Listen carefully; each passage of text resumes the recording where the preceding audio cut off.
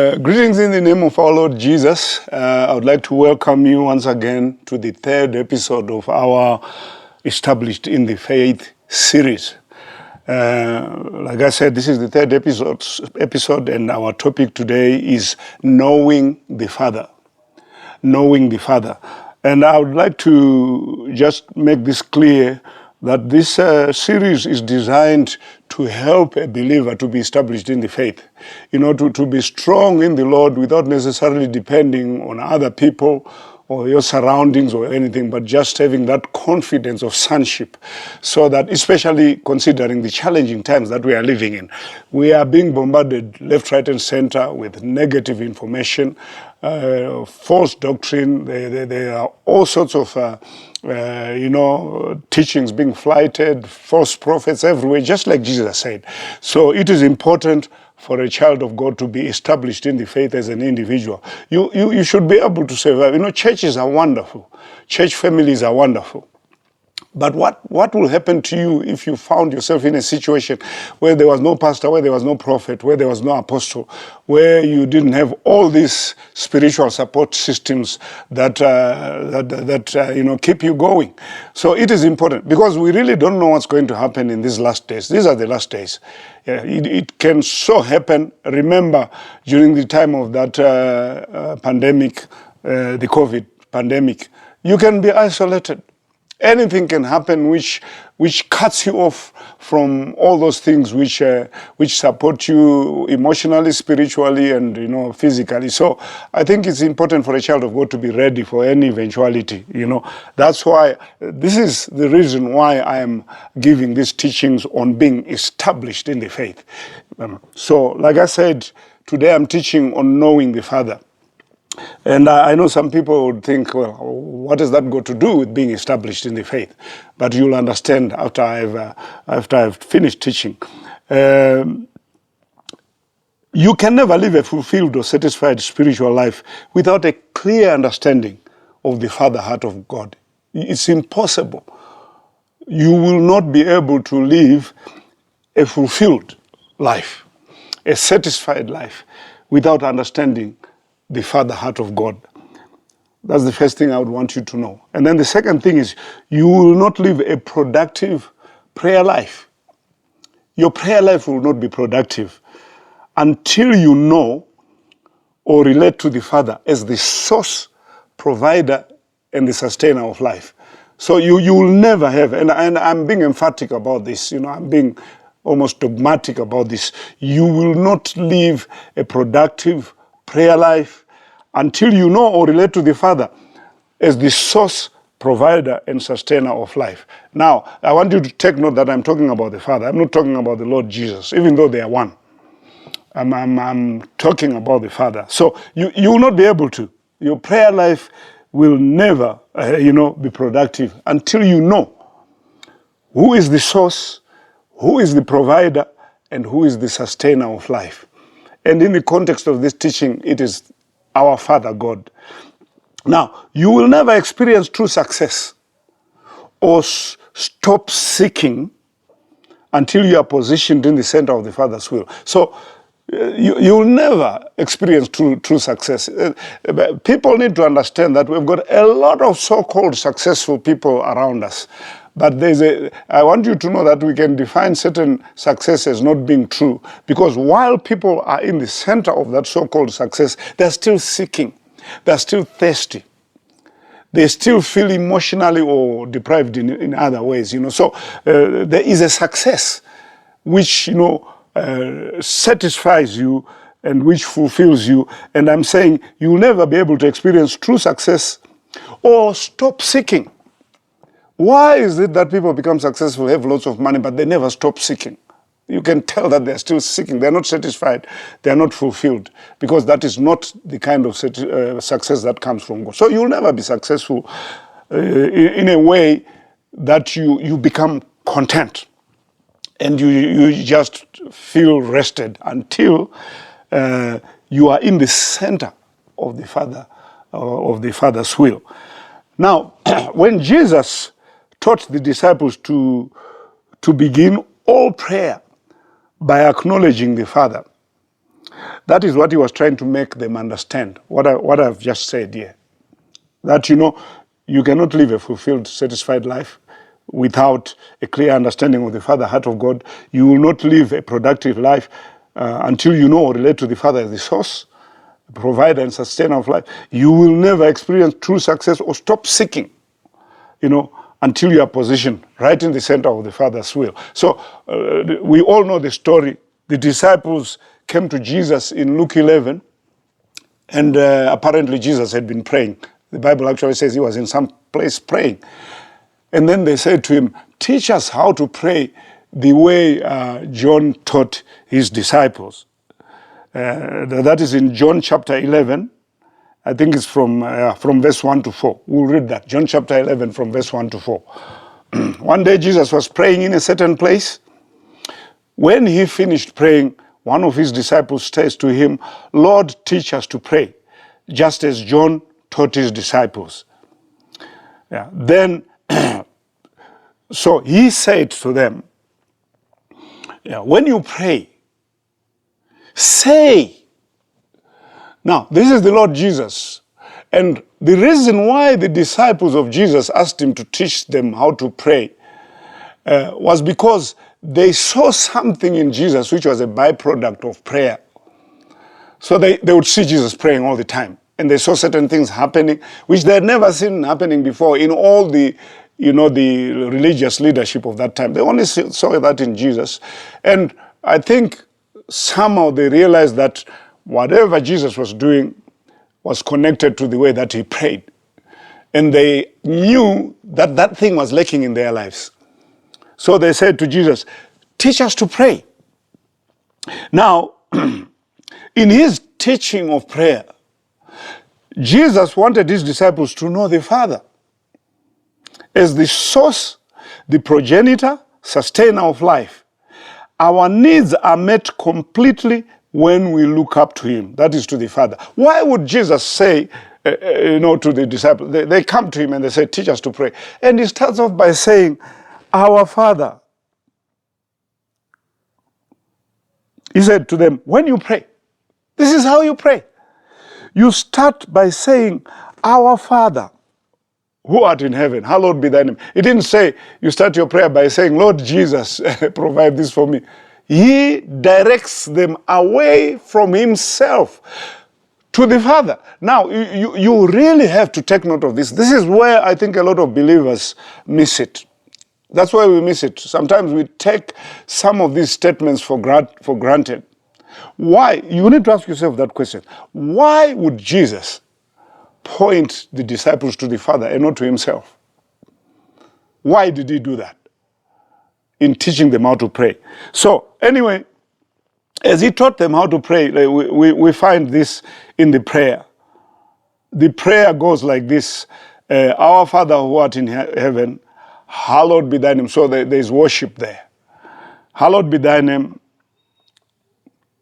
Your kingdom come. Then give us, Father, not Jesus. Father, give us each day our daily bread. So Jesus is acknowledging that it is the Father who gives these things. It is the Father who gives the daily bread. So that's why when we pray, we don't necessarily pray to Jesus. We pray in the name of Jesus. The Bible says, whatsoever we ask in Jesus' name. Jesus is the highly favored one. Jesus is the accepted one to the Father. So when we pray in Jesus' name, then the Father grants us what we will be praying for. So Jesus is saying, look, our Father is the one who provides. So when you pray, you ask him to provide, because he's the provider. And then in verse 4 it says, forgive us our sins, for we also forgive everyone who sins against us. Now, again, as we go, I'll show you that the prerogative to forgive and to release is the Father's. Even your Jesus has it, but Jesus is submitted to the Father. And there's a statement that he said. He said, I do nothing of myself, but what I see the Father doing. So when you hear Jesus saying, I forgive you, it's because that's what he believes the Father wants to do for you. Now, In his teaching, like I said, Jesus wanted his disciples to know the Father as the source, as the progenitor and sustainer of life. Our needs are met completely when we look up to him. Philippians 4:19 says, "And my God will supply every need of yours according to his riches in glory in Christ Jesus." So our Father God is going to supply all our needs according to his riches through Christ Jesus. Now, I just want us to look at this whole concept of fatherhood, of a father. What is a father? Because some people don't understand why I want to get into this. What is a father? Is it just the biological man who makes a woman pregnant? Is that a father? So I think there is a need to correct the perception of fatherhood in people. And then it will help us to understand this teaching where I'm saying we need to know the Father. If we don't know the Father, we won't lead productive Christian lives. We won't be fulfilled in our Christian lives. We won't be satisfied until we know the Father. So what is a father? Is it just that person, according the way we know it, our secular perception and so forth? Is it just a man who goes out there and impregnates a woman and then a child is born? Is that what a father is? So we need to correct the perception of fatherhood. It is important to recognize the fact that there is a fatherhood deficiency in the world. There is a fatherhood deficiency in the world. And while biological fathers exist, fathers fashioned after God's father heart are very few. And I'm saying this because I just want us to correct the perception of what is true fatherhood? What is fatherhood? And when I'm saying to you, as I'm saying to you, that you are going to be established when you begin to know the father heart of God, when you embrace it, when you understand it, or what is fatherhood all about. So I just said there's a fatherhood deficiency in the world. We have got all these men walking around, making babies, everywhere. But are those people fathers? Is that what we should consider as true fathering? When somebody impregnates a woman, when somebody gets married and has 4, 5, 6, 7 kids, is that what fatherhood is all about? Now, and I said there is a deficiency in the world. I'm a pastor. I've been pastoring now for over 40 years. I know that there's a father deficiency in the world. There are people walking around. They do have biological fathers, but they've never experienced what being fathered is. And you have people in church who you have to father them because they've never experienced what. There's a deficiency in the world of true fathers.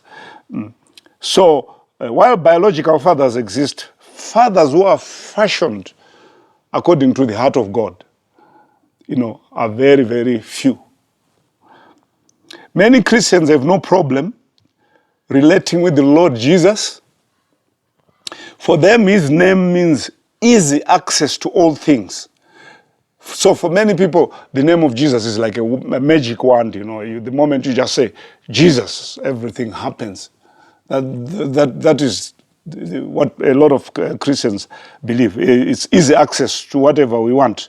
They do not understand that Jesus and his Father are one, and that he does not do anything without consulting the Father. Jesus will never authorize something that is not in the Father's will. Just because we mention the name Jesus does not mean even the things that are outside the Father's will be sanctioned for us. So, like I said, the name Jesus has become like a magic wand. You have all the churches are packed with people who believe if they fast and they say in Jesus' name it's going to happen. But they don't understand that there is more to this than just that. That's why Jesus was trying to teach his disciples. He says, no. You need to know the Father. When you pray, you need to know who the Father is. You need to know what the Father can do. You need to know what the Father has. Then when you need to know what the Father wants, what the Father likes and doesn't like. So when you pray in my name and you understand the will of God, then you will have everything that you need. That's why a lot of Christians are frustrated because they pray. They think because they fasted for 7 days a night, they should get it. They think because they fasted in the name of Jesus, they should get it. They forget that, there is a Father who works with the Lord Jesus. And if we don't understand the Father, his heart, his will, we can scream the name of the Lord Jesus, from daybreak to sunset, and nothing is going to happen. That is very important. And I'm not saying something that I just want to say. I'm saying something that Jesus himself implied when he said, when you pray, say, Our Father. Direct your prayer to the Father. Then you can ask that in the name of Jesus. Now, so we don't just get things, even those which are outside the will of the Father. In John 5, verse 30, John chapter 5, verse 30, the word of God says, I can do nothing on my own. That's the Lord Jesus speaking. I can do nothing on my own. I judge as God tells me. Therefore, my judgment is just because I carry out the will of the one who sent me, not my own will. We need to be very clear about that. Now, a lot of people think they are very successful. A lot of people think things are happening for them. But they don't realize that there's something called God's permissive will. Things that God will permit for Christians and non-Christians. Then there's something called God's perfect will. There's a very big difference. A person can enjoy levels of success in the realm of God's permissive will. That's what you see even with non-believers. And some Christians also do experience that. But you will know that that is not God's perfect will, because even when they are within that, they are not satisfied. They are not fulfilled. They are still searching. And there will always be something that is wrong with that whole thing, because whatsoever God does, it is perfect. So I want us to understand here what Jesus meant when he said, I can do nothing of my own. So everything that Jesus does, he does in consultation and Leo with the Lord, with the Father. Therefore, my judgment is just because I carry out the will of the one who sent me, not my own will. Now, why people struggle to relate to God as the Father? I just want to touch on that issue here. A lot of people struggle with relating to God as a Father. There are very few people who pray and actually say, Father, And you know that a lot of people say God. It's a very impersonal term. When a lot of people are praying, that is how I can tell sometimes, I say God. But the moment you hear somebody saying Father, you understand that they have a different perception of God from the one who just says God. God is very impersonal. It's personal, but in a way it's impersonal. God up there, the consuming fire, the judge, But when you say Father, that denotes a certain kind of intimacy and relationship between you and him. And a lot of people struggle with that. Now, people don't just struggle with that when it comes to God. I have found that some people are very comfortable calling somebody pastor. They are very comfortable calling somebody apostle, prophet, and so forth. And all these terms are not, they're technical to a certain extent. But when you find somebody beginning to call their pastor father, there is more in their relationship. And I know that you have all these other people say false doctrine. We only have one Father in heaven. That is total ignorance of the Bible. Elijah called Elisha his father, and Paul talks about Timothy being his son, and so whom we beget, because a father is somebody who begets. So you will know that, and if you see certain people that you have a spiritual relation with, struggling to call you a father, even when you have played the role of a father in their lives, I think it's because of these wrong perceptions of fatherhood. So they run away from that term father. And this is what I want to deal with now. Why people struggle to relate with God as Father. Their perception of fatherhood is warped, is twisted. It is based on what their earthly fathers were like. So they don't, the moment you say God the Father, the first thing that comes to their minds is how they related with their earthly father, how they were treated by their earthly father. So already that interferes with any intimacy between them and God the Father. So their perception of fatherhood is warped and twisted. It is based on what their earthly fathers were like. Now, what were their earthly fathers like? A lot of people that I meet, here and there, you meet people who had a beautiful relationship with their father. But many didn't have a good relationship with their father. Now, their fathers abandoned them. I know a lot of people in church, outside, when I was in boarding school, you met people, they will tell you about how their father abandoned them, just abandoned their mother, after they were born and just disappeared. Or maybe at some point, as they were growing up, divorced their mother and just went away.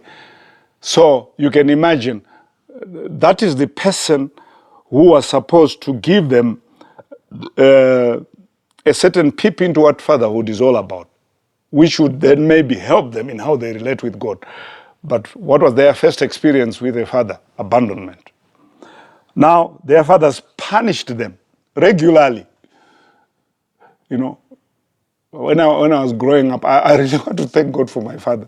My father was not the beater, the one who would just beat you up all the time. In fact, I don't remember my father even, raising his hand against me. Maybe once or something like that. But he was not. But I had friends. I had friends who would get a thorough beating even when I visited them. They could. Sometimes we were late coming from somewhere and I would pass with them through their home and I would get a major thrashing there, And sometimes you see your friends, they've got, marks indicating that they'd been beaten up. This was commonplace. This would happen all the time, people, and their fathers who thought that was all about, that was what being a father was all about, punishing their children. Meting out punishment for the smallest things. Some, their fathers, who only gave to them conditionally. There was no time that their fathers would give them anything except on condition. If you do this, I'll do this for you. If you do this, I'll do this. If you don't do this, you won't get this. That's the kind of environment that they grew up in. And again, I want to thank God for my earthly father, because he really helped me. That my father loved surprising. He surprised me on many occasions with things that I wasn't expecting. But I know a lot of my friends, if you don't pass, this won't happen.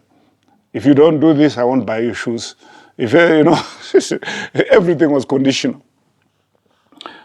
And then, their fathers counted wrongdoings and failures and related with them on the basis of how they behaved. So always it was like how the father treated them was based on what they did right or what they didn't do right. And they counted, almost storing everything that they didn't do right.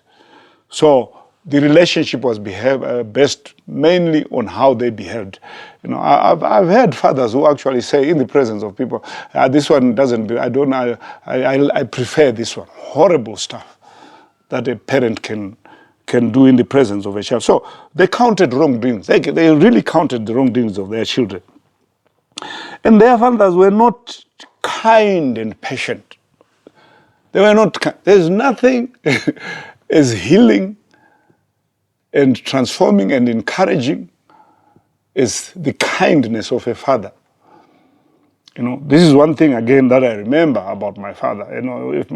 Whenever my father saw that I was confused, I didn't know what to do. My father would be kind. He would come and try to explain life to you, give you a hug or something like that.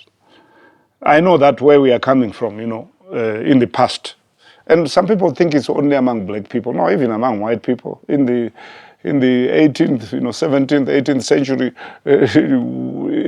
in Europe, children would call their fathers sir, call their mother madam. There was that, there wasn't that connect. But as humans evolved, people began to understand the importance of relationships. That's when terms like daddy came up, which improved father-son relationships and mom and all that. And I think psychologists also played a part in that. But my father and my uncles and so on, there's terrible stories of how their father would really thrash them for the small. And I saw my grandfather, he would do that. He would thrash people for the smallest.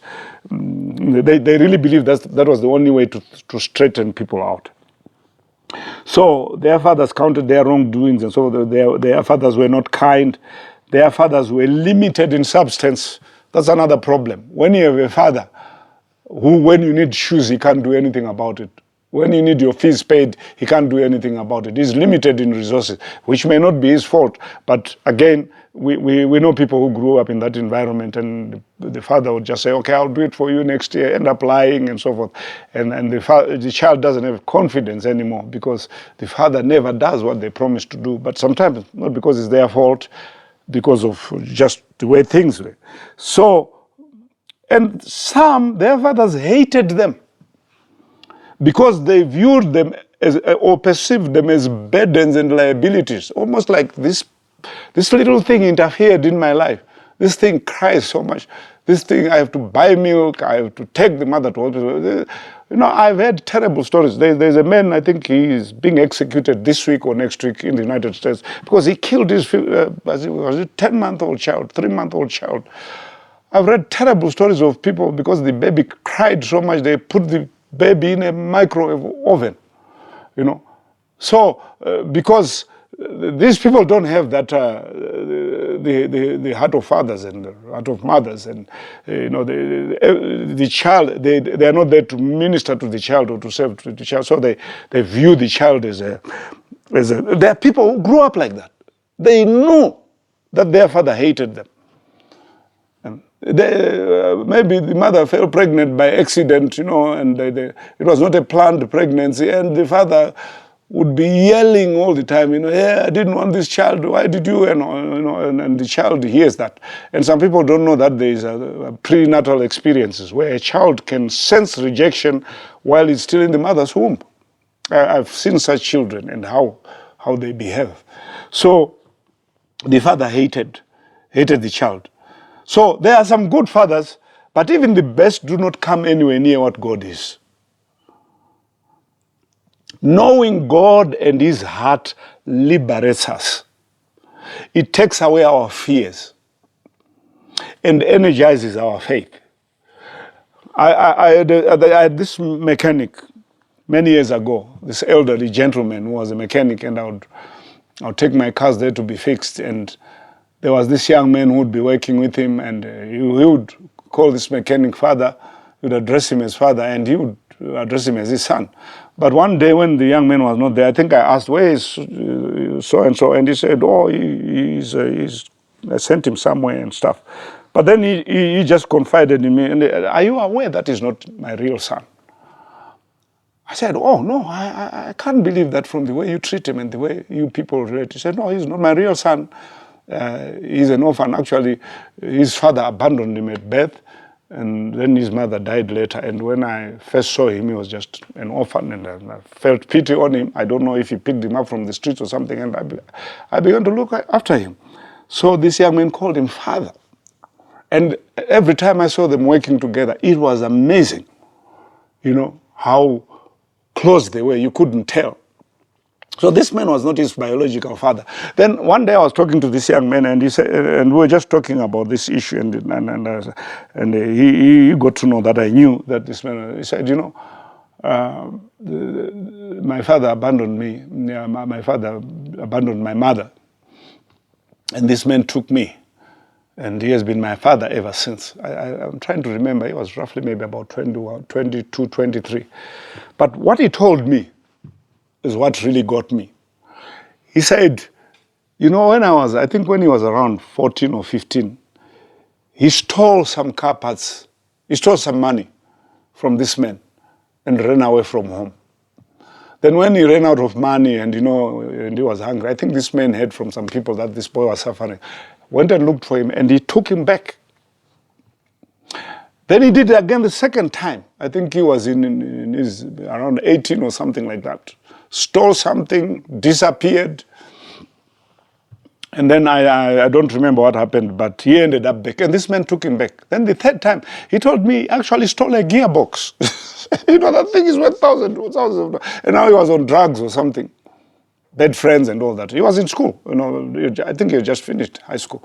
Stole a whole gearbox, sold it somewhere, and then disappeared. Actually went to another town and started living there. Then things got really bad for him. Like he hit rock bottom. Now, I didn't get the story of how they reconciled again. But what he said again with tears in his eyes, and said, when I came back, he took me in. The third time, this man took him in. And he also said this to me. He said, when things got really bad, I knew that if I came back, he was going to take me in. From previous experience and from the way that he used to treat me. So you can see here now, and he also said, even if my biological father were to appear today, I wouldn't want to have anything to do with him, because I don't know what my perception of him, my impressions of him, of somebody who hated me and rejected me. So I don't even know how I would relate to him, especially after how my new father here, this mechanic, treated me. So you see, this story is similar to the prodigal son. And this will help you to understand what I'm trying to get at. When people mess up, when many people mess up, because they had a father who had conditional love for them, and now, let's say they are now Christians, they can't believe that God is going to forgive them, because their perception of fatherhood is the one that they grew up in, that twisted definition of fatherhood. So when you do something wrong, you get thrashed. You're told, go and sleep outside. I don't want to see you here. And that's how they function. So when they do something wrong, and they're now Christians, they cannot. This is why Jesus was directing the disciples to the Father. Because Jesus knew the Father heart of God. When the prodigal son had hit rock bottom and he was eating with pigs, he said, I'll go back to my father. Now, if his father was the threshing type, there is no way this young man was going to go there. This boy knew his father's heart. He knew his father's heart. And from the way the scripture describes this whole scenario, his father, I think, was in a habit almost every day of looking out to see, because the Bible says when he saw him coming, he ran towards him. He actually always had an expectation of seeing his son. And he didn't think about it. Straight away he called for his servants to dress him up, put on a new ring on his finger, and had a feast to welcome his son. No mention of, why did you go? Where do you think I'll get that money that you spent and so forth? Nothing like that. And the reason why that boy came back was because he knew his father's heart. So the challenge that a lot of people have is because of what their earthly fathers were like. That is the big challenge. So, and I want to say this, unless one overcomes that, if the way you relate to God is determined by what happened to you with your earthly father, then you are really not going to have a successful walk. Things won't work out for you. You have to overcome that. Our Father, which art in heaven, hallowed be thy name. And you really have to begin to define fatherhood according to how God presents himself in his word. That's what you have to do. Now, if we look at David's life, in the Bible, David knew God as a father at a time when others viewed him as a consuming fire. In the Old Testament, nobody played that. There was no daddy stuff with God. There was nothing like that. But David decided and determined to know God as a father. Now, where do you find that? You go to Psalms 89, verse 26 to 34. He will call out to me, that's the Lord speaking. You are my father, my God, the rock, my savior. This sounds strange in the Old Testament. And I just want to make this statement here. You will benefit from God according to your perception of him. you will benefit from God according to your perception of him. Not that if you believe that God is cruel, he's going to be cruel to you. But what will simply happen is that you will not get the benefits of a kind father because you don't believe it. That's what is going to happen. But if you believe that God is a kind father, you will benefit from that. That's why the Bible says, without faith it is impossible to please God. You see, God loves it when we have a positive view of him. When you can go to the Father and believe that he's going to forgive you, God loves that. That is faith. So, God perceived God. A very strange scripture in the Old Testament. David calling God his father. Nobody else called God father. Everybody thought God was a terror. And that's what they got. They got terror. David knew the tender mercies of God. In Psalms 145, verse 8 to 9, he says, the Lord is gracious. Now, you didn't get that in the Old Testament. You know, there were all those laws, Moses' laws and so forth and all that and all that. You didn't get people who stood up and said, the Lord is gracious and full of compassion, slow to anger and great in mercy. The Lord is good to all, and his tender mercies are over all his works. So, you know, David knew the tender mercies of God. David also knew it was only God who could absolve him from guilt. David knew that. Now, we all know there's no person in the church today, I can't think of anybody who sinned like David. David committed adultery, fine, that was bad enough. Then he planned the death of the husband of the woman that he committed adultery with and got him killed. I mean, if it was today, he was going to be thrown in jail or he would have experienced, the death sentence would have been passed on him. So his sin was terrible. Now, when you commit a sin like David, one of the problems you have is even self-condemnation. Besides what people will be saying is self-condemnation. You condemn yourself, God will never forgive me. This is terrible. I've killed a man. The Bible says, thou shalt murder. And you begin to quote all the 10 commandments to yourself. That's not what David did. David decided that God was his father and he was going to approach him as such. So he looked up, and it's not difficult to see what this did for David. Look at Saul, the man who was king before David became a king. He sinned against God. Go and read that story. Not once did he repent because he didn't believe God was going to forgive him. And that's why he ended up losing the throne and being destroyed and so forth. Because there is no place where Saul repented. In fact, after Samuel had told him that God had torn the kingdom from his hands, the only thing he was interested in was, because they were a little far away from where the people were. Now, he didn't want to go back to the people by himself because he thought, the people would say, would see clearly that something had happened and God had rejected him. So he said to Samuel, at least walk with me to the people. It was about the people. David was confronted by Nathan about his adultery. And immediately that he understood that Nathan was talking about him, he repented right there and there. And God forgave him. Do you see the difference here? A person who doesn't believe that God will forgive him because he doesn't know the heart of God, he grew up with a thrashing father, with an abandoning father, with an angry father, with a father who would say, look, if you do this, I'll never want to see you here again. And then they transfer that concept of fatherhood into their spiritual life, and they never benefit from their relationship with God. So we know what David, and do you know what David did at some point? David was hungry. Now, the Bible was very clear. Nobody would touch the shewbread, which was in the Holy of Holies, in the temple, except the priests. But David went in there when he was hungry, and he ate that bread, but he didn't die. Talk about faith.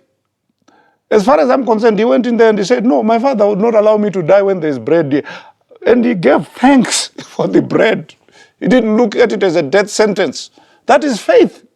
That is trusting God. And it's only people. There are a lot of people who are condemned because they don't know God. They know people. They know what people are saying. They know what their father would do in that situation, but they don't know what God can do.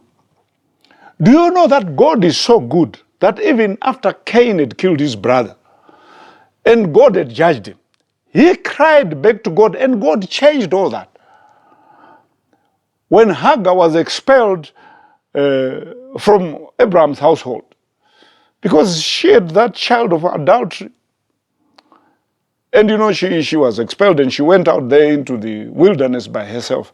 When that child started crying, God heard that child. He didn't say that's a child of adultery. He heard that child. That's the compassion of God. And when he heard that child, he came and even blessed that child with all the oil that we need today. That is God for you. But if you don't know that side of God, you'll never benefit from that. You will be condemned. And the people around you will condemn you. Jesus said, what I see the Father doing is what I do. So when the Pharisees wanted to stone that woman in adultery, what the Father was doing was forgiving the woman. That's why Jesus forgave her. Because he didn't give himself that. He was not presumptuous. He didn't give himself that authority. Whatever he did, he consulted with his Father. So I am saying Jesus told us to pray to the Father. But we have to develop a certain attitude towards the Father. First of all, we really have to get rid of all these. Our earthly fathers are not God. They are not God. And fatherhood is not that biological thing where a child is born. Fatherhood is provision. Fatherhood is protection. Fatherhood is sustenance. That is true father. Fatherhood is covering. The one who provides that is the true father. Not the one who only, impregnates. According to what I'm sharing here, that's what true fatherhood is all about. So, we need to know the Father in that way. Now, David knew the tender mercies of God. David knew only the Father could absolve him. Psalms 51 verse 4. Against you only have I sinned and done what is evil in your sight. So you are right in your verdict and justified when. So David had sinned against the people around him. He had taken somebody's wife, he had got the man killed. I don't know if he had children. He had sinned against. But at some point, he decided that I'm not going to give myself to the mercy of unforgiving people. He decided that. And, people, sometimes you need to get to that point. He said, only God can absolve me of this sin. And this is what Jesus was talking about. Jesus said, our Father which art in heaven, hallowed be thy name, thy kingdom come. He says, give us this daily. Only God can give you your daily bread. And forgive us our trespasses. Only God can absolve you of some of your most terrible sins. Yes, you can sin against people, and they decide that they're not going to forgive you. That's not the end of the world. There are times when you can walk around with your head held high because you know that the Father, who is the ultimate, has forgiven you. That is how much you need to know your God. So, it is very dangerous to see God through the eyes of those who were abused by their fathers. Even if you were abused, if you were abandoned and so forth, even if you have a good father, he'll never be as good as God. So Jesus was pointing us at the Father. And what the Lord Jesus was doing was he was saying, this is the one who never ran out of anything. This is the one who will provide all your needs. This is the one who can protect you in my name. You ask him in my name, and he can do all things. I think there's a scripture here. I don't know.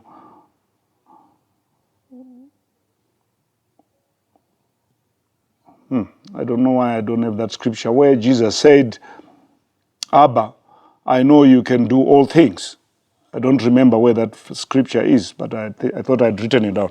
He says, Abba, I know you can do all things. That was when Jesus was praying in the Garden of Gethsemane, and he was actually trying to get the Father to, he said, if it's possible, let this cup pass over me. And he said, you can do all things. You can allow this to happen. You can, deliver me from this cup. And maybe find another way of doing it. But let your will be done. Now, some people think Abba means daddy. Abba doesn't mean daddy. You know, there are people who think, who understand very well that father may be a bit impersonal. Daddy is more intimate. So when Jesus said Abba, Father, people think Abba is the equivalent of daddy. It's not. Because Abba is Aramaic, and it actually means one you obey, one you obey, and one who has authority over you, something like that. So Abba, when Jesus was saying Abba, he was actually submitting to the Father God. He was saying, I will do what you tell me to do. Abba, Father, all things are possible with you, but let your will be done. So by saying Abba, he was acknowledging the authority of God and the need for him to obey his Father. That's why I said, if you are not in the center of God's will, things are not going to work out for you. You will never be fulfilled. You will never be satisfied. So it is important for us to know God as the Father. Outside of our knowledge of human fathers, God is good. God is merciful. God is forgiving. God is a God of tender mercies. God is our provider. He owns all things. And when we pray to him in the name of Jesus, he grants us everything that we pray for. And when you know your God, you will never be limited in anything. Even in terms of seeking forgiveness, God is a forgiving God. The reason why you see people wandering around feeling guilty and condemned is because they don't know the heart of God. That's why Jesus was pointing us to the Father, because he knew his Father. He knew his Father to be loving. He knew his Father to be kind. He knew his Father to be merciful. That's why he said, submit to the Father. When you pray, say, our Father, which art in heaven. I said there's a deficiency of fatherhood. Even in the church, there are people who are suffering just because even while they're in the church, they cannot relate with God because of past experiences. But I want to encourage you today, if you want to know God, read his word. You'll see what a forgiving God he is. You'll see what a kind God he is. You'll see what a loving Father he is. You'll see how different he is. He is the perfect Father. He said, if you being evil. Now remember, I said not all earthly fathers are evil, but even at their best, they don't come anywhere near what our Father is. They're still limited. So the Word of God says, if you being evil know how to give good gifts to your children, what about your Heavenly Father? In his purity, in his divinity.